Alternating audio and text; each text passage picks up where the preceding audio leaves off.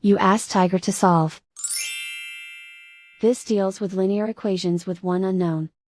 The final result is t equals 16. Let's solve it step by step.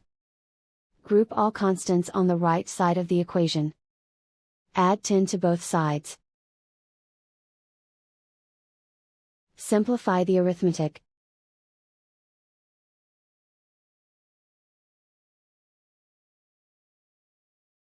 Isolate the t. Multiply both sides by 4. Group like terms. Multiply the coefficients. Simplify the fraction.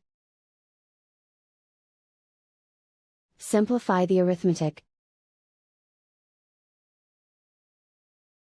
And so the final result is t equals 16.